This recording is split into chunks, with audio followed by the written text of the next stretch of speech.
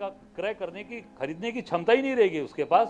इस नाते पूरी तरीके से देश आज ध्वस्त हो रहा है। तो मनरेगा लागू होना चाहिए जैसे पहले था, हमारा कानून लागू होना चाहिए। और एसआईआर पे जो आज जल्दबाजी का निर्णय आपने किया, अब देखिए नाम काटा, अब फिर नाम जोड़ने की प्रक्रिया हो रही है। बारामती येथील पुण्यश्लोक अहिल्यादेवी होळकर या वैद्यकीय महाविद्यालयामध्ये आलेलो आहे। त्यांची बॉडी जी आहे ते या ठिकाणी आणलेली आहे आणि ते पाहण्यासाठी महाराष्ट्रातील नव्हे तर राज्यातील सर्वच कार्यकर्ते जे आहेत ते या ठिकाणी दाखल होत असल्याचं पाहायला मिळत आहे। अनेक कार्यकर्ते जे आहेत त्यांना रडू कोसळल्याचं आपल्याला पाहायला मिळत आहे। आपण जर पाहिलं तर मोठी गर्दी या बारामती वैद्यकीय महाविद्यालयाच्या ठिकाणी झाल्याचं पाहायला मिळत आहे। खऱ्या अर्थाने महाराष्ट्राला हादरवणारी घटना जी आहे ती या ठिकाणी आज घडलेली आहे। हळहळ व्यक्त राज्यातच नव्हे तर देशभरामध्ये होत असल्याचं पाहायला मिळत आहे। आपल्याबरोबर काय सांगाल? खरं काय आता आम्हाला काय सांगू वाटणार, दादा गेलं, वाईट वाटतं आम्हाला सगळं। काय बोलावं, काय इच्छाच बोलायची नाही, नको झालं सगळं। दादा नाहीत, काय सांगतील दादा आज आपल्यामध्ये नाही? दादा एक महाराष्ट्राचं उगवतं नेतृत्व होतं आणि त्यांनी सगळंच बारामती तालुक्याला असेल सगळ्यांनाच एक आपल्या जीवाभावाची माणसं मानली। आज दादा आमच्यातून निघून गेलेले आहेत, ह्याचे आम्हाला हळहळ व्यक्त होते। आपण जर पाहिलं तर या ठिकाणी आता बॉडी जी आहे ते या ठिकाणी आणलेली आहे। आपण जर पाहिलं तर फॉरेन्सिक लॅब देखील या ठिकाणी आहे। आज दादा आपल्यामध्ये नाहीत। हो आमच्या पाठीच आहेत दादा, आज बी आहेत उद्या बी आहेत। दादा आमच्या पाठीच आहेत, आज बी आहेत उद्या बी आहेत। दादासाठी आम्हाला दादा पाहिजे। आज बी आमचे दादा आमच्यामध्ये आहेत, उद्या बी आमच्यामध्ये आहेत, बारामती आमच्यामध्ये आहेत, दादा आमच्यामध्ये आहेत, आज बी आहेत। आमचे दादा दे परत, देवा रे देवा, असं का केलं माझ्या वडिलांनंतर? मी आज माझे वडील गेले तेव्हा मला एवढं दुःख राहिलं। दादा तुम्ही खरंच खरंच अहो मी कुणाच्या मागे उभं राहू? दादा आज बारामती करायला दादा भेटायला, परंतु दादाच्या काचा घाला दादावर घातला आणि आज दादा आम्हाला सोडून गेले। आयुष्यभर दादा आमच्यामध्ये असतील, पुढे आमच्यामध्ये असत, आमच्या मनामध्ये दादाविषयी प्रेम असेल। दादा आमच्यावर अत्यंत बारामती करावर प्रेम करत होते, माय माऊलीला मायशिवाय बोलत नव्हते। आज आमच्यामध्ये दादा असते तर अजून काय गोष्टी झाल्या असत्या। दादा नाही आमची पुकरी कोणी भरून काढणार नाही। ओ दादा, ओ आपण पाहिलं तर या ठिकाणी सर्वजण जे आहेत कार्यकर्ते त्यांना रडू कोसळलेला आहे। खरं तर एक सृजनशील आदमी जो अपने चाचा वगैरह लोग थे उनके साथ आगे बढ़े, लेकिन इनका एक खुद का इंडिपेंडेंस ऐसा रहा कि वो इंडिपेंडेंस में उनकी खुद की जान पहचान महाराष्ट्र को और देश को हो गई। और जो भी काम उन्हें दिया जाता था वो दिल से करते थे, सोच के करते थे और पूरे गहराई से वो काम देखते थे। विशेषतः गरीबों के बारे में उन्होंने जो काम किया ये भूल नहीं सकते। किसानों के बारे में जो उन्होंने काम किया, कोऑपरेटिव में जो काम किया, और ये भूल नहीं सकते। दादांचं नेहमीच समर्थन करत दादाला आपल्या कुटुंबातला एक सदस्य मानलं आणि अचानकपणे अशी घटना या महाराष्ट्राच्या प्रत्येक हृदयामध्ये एक दुःखाची किनार निर्माण करून गेली आहे। हा सोनेरी हृदयाचा माणूस, नेता आम्हा सर्वांच्या मधात आज नाही राहिला, याचं दुःख प्रत्येक राजकीय पक्षाच्या कार्यकर्त्यांना आहे। एक मोठी उणीव महाराष्ट्राच्या राजकारणात त्यांच्या जाणीने निर्माण झाली आहे. कुटुंबावर तर आघात झालाच, पण त्यांच्या पक्षातले कार्यकर्ते, महायुतीतले कार्यकर्ते आणि महाविकास आघाडीच्याही कार्यकर्त्यांशी त्यांचा जो संवाद होता, जी सहृदयता होती, मैत्रीची भावना जोपासण्याची त्यांची वृत्ती होती, निश्चितपणे एक मोठा आघात महाराष्ट्राला झाला. तुम्ही विरोधी पक्षात असताना, सत्ता पक्षात असताना, अगदी सरकारमध्ये असताना अजितदादांसोबत काम केलेलं आहे. काय आठवणी म्हणजे तुम्हाला आता या खूप आठवणी आहे. म्हणजे कॅबिनेटमध्ये कधी कधी एखाद्या मुद्द्यांवर मतमतांतरे असायची आणि तेव्हा अनेकदा त्यांचं आणि माझं मत एक असायचं. तर्काच्या आधारावर आपली मतमांडणी करणं हे मला वाटतं की त्यांचं एक गुण होता आणि तर्काच्या आधारावर आपलं मत मांडायचं.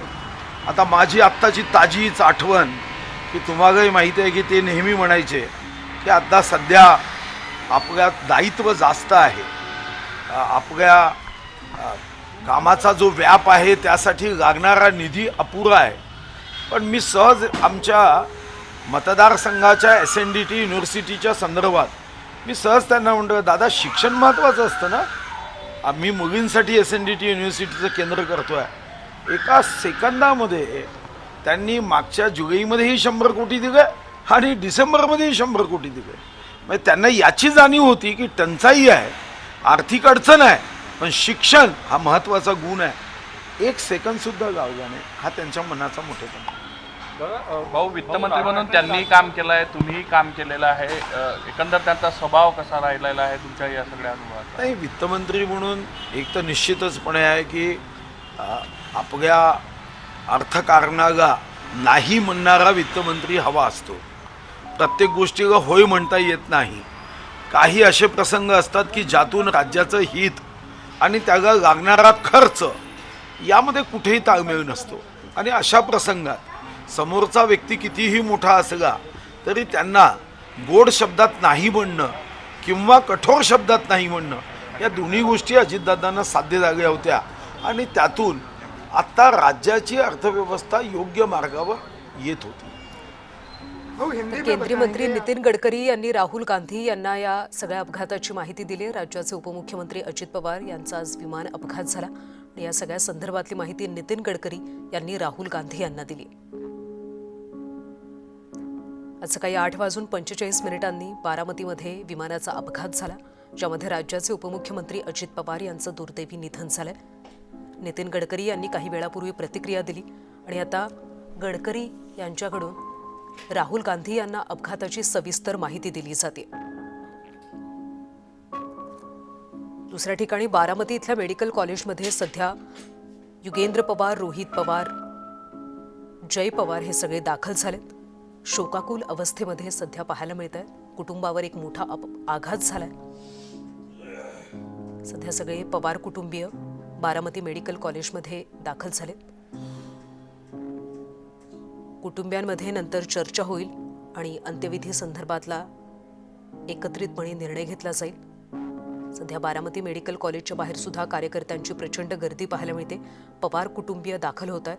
जय पवार, युगेंद्र पवार, रोहित पवार शोकाकुल अवस्थेत. तर महाराष्ट्राकरता ही फार दुर्दैवी घटना आहे. महाराष्ट्राचा खरा दादा आणि बारामतीचा किल्लेदार, वक्तशीरपणाचा माणूस, अजात शत्रू आपल्यातून हिरावून गेलेला आहे. खरं म्हणाल ते महाराष्ट्राचं फार मोठं नुकसान आहे. ते कोणत्या पक्षाचे होते पेक्षा ते सगळ्यांचे दादा होते. सभागृहामधलं त्यांचं शिस्त पद्धतीनं वागणं, कोणाशीही बोललं तर 5 मिनिटांमध्ये ते रागवणं, विसरणं आणि सगळ्यांवर प्रेम करणं, विकास हाच त्यांच्या मनातला ध्यास होता. आज महाराष्ट्राला ही फार मोठी पोकळी निर्माण झालेली आहे. ही पोकळी कधी न भरून निघणारी आहे. हे फक्त पवार कुटुंबाचं दुःख नाही, हे आमच्यासारख्या, तुमच्यासारख्या दीनदलित, पीडित, शोषित सगळ्या लोकांचं भयानक दुःख आहे. अशा आमच्या लाडक्या दादाला श्रद्धांजली अर्पण करत असताना मन हेलावत आहे की ज्याने सगळ्यांना न्याय दिला त्याला परमेश्वराने का न्याय दिला नाही, हे माझं परमेश्वराकडे मागणं आहे. पण असो, झालेली घटना ही सत्य आहे असं मी मानतो आणि ते आपण पाहिलेलं आहे. अशा आमच्या दादाला जळगाव जिल्ह्याच्या वतीनं मी भावपूर्ण आदरांजली अर्पण करतो. खरं म्हणायला गेलं तर महाराष्ट्राकरता ही फार दुर्दैवी घटना आहे.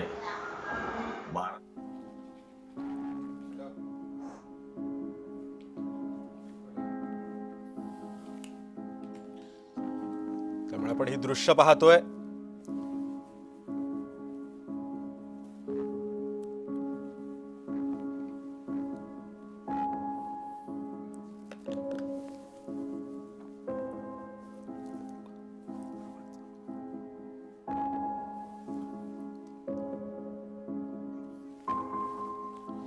त्यामुळे आपण ही दृश्य पाहतोय बारामतीमधल्या रुग्णालयामधली, ज्या रुग्णालयामध्ये सध्या अजित पवारांचं पार्थिव आहे.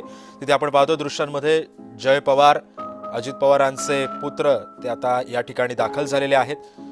त्यांची पत्नी सुद्धा रुग्णालयामध्ये आता आलेले आहेत. अतिशय शोकांतिका पसरवणारा आजचा हा दिवस आहे. वैमानिकाचं नियंत्रण सुटलं आणि एका क्षणात होत्याचं नव्हतं झालं. रुग्णालयामध्ये रोहित पवार, युगेंद्र पवार हे सुद्धा उपस्थित आहेत. शरद पवार सुद्धा सिल्वर ओकहून बाय रोड बारामतीच्या दिशेनं त्यांनी रवाना झालेले आहेत. कार्यकर्ते अक्षरशः ढसाढसा रडताना आपल्याला पाहायला मिळत आहेत. राजकारणातलं अतिशय हरहुन्नरी व्यक्तिमत्व, स्पष्ट वक्तेपणा आणि निर्भीडपणा आज आपण गमावला आहे. अजित पवारांवर आजच अंत्यसंस्कार केले जाणार असल्याची अपडेट आता समोर येते.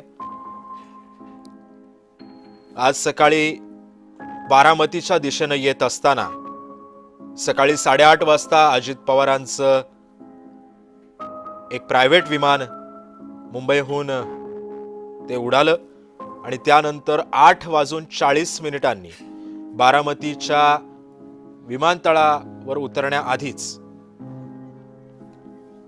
ही आपण दृश्य पाहतोय. सध्या मुख्यमंत्री देवेंद्र फडणवीस बारामतीच्या दिशेनं रवाना झालेले आहेत. त्यांचा हा ताफा वर्षा बंगल्याहून बारामतीच्या दिशेनं रवाना झालेला आहे.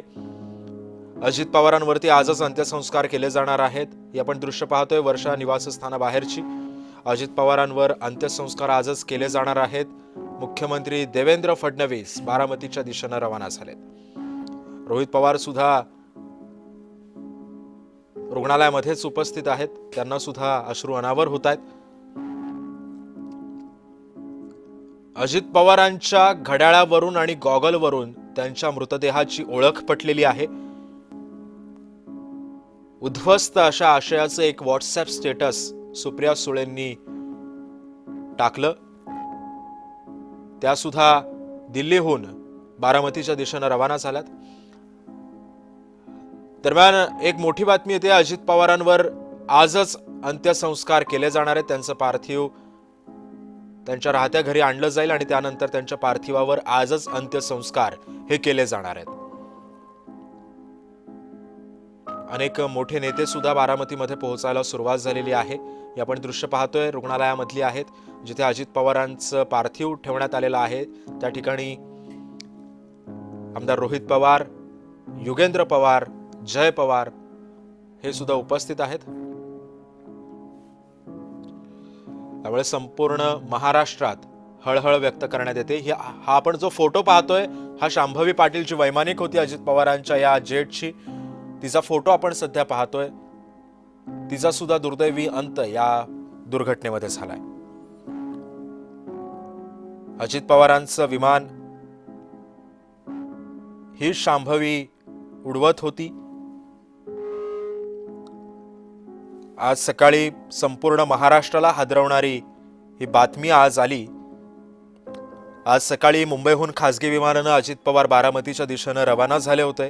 सकाळी 9 ते 9:15च्या सुमारास बारामती विमानतळावर लँडिंगचा प्रयत्न करत असताना वैमानिकाचं विमानावरचं नियंत्रण सुटलं आणि हा अपघात झाला. तांत्रिक बिघाडामुळे विमानावर सुद्धा विश्वास बसला नाही आजही असं वाटतं की हा जो विमानाचा अपघात झालेला आहे तो झालेला नसेल, अजितदादा आपल्यामध्येच आहेत असं आज सगळ्यांना त्या ठिकाणी वाटतं. अतिशय स्पष्टपणानं वागणारा माणूस, खरं बोलणारा माणूस आणि कामाच्या बाबतीमध्ये इतके म्हणजे हार्ड वर्कर होते ते की सकाळी 6:30 वाजेपासून लोकांना भेटणं त्यांचं सुरू व्हायचं. काम करत असताना अगदी ताबडतोब कुठलंही काम करायचं असेल, होणारं काम असेल तर लगेच ते करून द्यायचे. जे काम होण्यासारखं नसेल स्पष्ट तोंडावर सांगायचे की हे काम होणार नाही, हे काम बरोबर नाही. म्हणजे असा एक चांगला नेता की ज्यांचा महाराष्ट्राच्या विकासामध्ये सुद्धा फार मोठं योगदान राहिलेलं आहे आणि आज ते महाराष्ट्राचे उपमुख्यमंत्री म्हणून, अर्थमंत्री म्हणून अतिशय चांगलं काम महाराष्ट्रामध्ये त्यांचं चालू होतं. पण आज त्यांच्या या अपघाती निधनामुळं निश्चितच त्यांचं कुटुंब असेल, संपूर्ण महाराष्ट्र असेल किंवा त्यांचे चाहते पूर्ण आपल्या देशभरामध्ये होते. राष्ट्रवादीच्या नॅशनल पार्टीचे ते अध्यक्ष होते. त्यामुळं सगळ्या देशभरातल्या त्यांच्या चाहत्यांना या ठिकाणी दुःख झालेलं आहे. ईश्वर त्या सर्वांना या दुःखातून सावरण्याची शक्ती देव आणि खरोखर अजितदादाची निधनानं जी पोकळी त्यांच्या कुटुंबामध्ये असेल, महाराष्ट्राच्या राजकारणामध्ये असेल जी निर्माण झाली ती कधी भरून निघणार नाही. पण शेवटी काही गोष्टी आपल्याला मान्य कराव्या लागतात, नियतीचं आपल्याला स्वीकारावं लागतं आणि म्हणून नियतीचा हा घाला अचानकपणानं अजितदादासारख्या एका चांगल्या नेत्यावर, एका चांगल्या व्यक्तीवर त्या ठिकाणी आला. त्याचं आम्हाला सुद्धा अतिशय तीव्र दुःख या ठिकाणी आहे. मी त्यांना भावपूर्ण श्रद्धांजली अर्पण करतो. धन्यवाद. त्यामुळे जसं आपण आता ऐकलं, प्रतापराव जाधव यांनी सुद्धा तेच सांगितलं, जे काम होण्याचे चान्सेस असायचे तेच अजित पवार ठामपणे सांगायचे की हे काम होणार. जे काम होणारं नाहीये ते अजित पवार एखाद्याच्या तोंडावर सांगून मोकळे व्हायचे. हाच त्यांचा परखडपणा आता इथून पुढे आपल्याला पाहायला मिळणार नाहीये. कोणत्याही प्रकारचं खोटं आश्वासन अजित पवार कोणालाही देत नसायचे. याचं एक जिवंत उदाहरण आपल्या समोर होतं आणि आज महाराष्ट्रानं हाच उमदा नेता आज गमावलाय. जेव्हा हा विमान अपघात झाला, जेव्हा ही दृश्य आपल्या समोर आली, तेव्हा अनेक कागद सुद्धा पडले होते. याच्यावरून अजितदादांच्या कामाची आपण काय म्हणू त्याला, आपण एक कल्पना करू शकतो की अजित पवार कायम आपल्या डोक्यात काम काम आणि फक्त काम, कामाच्या व्यतिरिक्त कुठलाच विषय अजित पवार घेत नसायचे. आजही ते बारामतीला येत होते. आपण पाहतोय ब्लॅक बॉक्स जे असतं विमानामधलं ते नेमकं काय असतं ते आपण पाहतोय स्क्रीनवरती. हे एक अत्यंत मजबूत आणि दाब प्रतिरोधक हे उपकरण आहे. विमानाला कितीही मोठा अपघात झाला तरीही हे उपकरण सुरक्षित राहतं.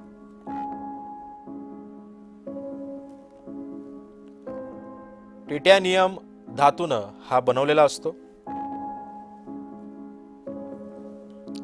प्रत्यक्षात हे प्रखर केशरी रंगाचं उपकरण असतं. याचे 2 भाग असतात.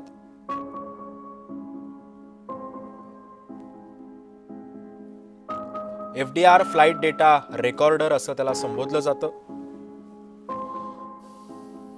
CDR cockpit voice recorder. FDR म्हणजे विमानाचा वेग, दिशा, उंची, इंधन पातळी, विद्युत पुरवठा यांची नोंद घेतो. CDR कॉकपिट मधील पायलटचं संभाषण रेकॉर्ड करतो. विमान दुर्घटनेनंतर विशेष प्रशिक्षित अपघात तपास पथक बनवलं जातं.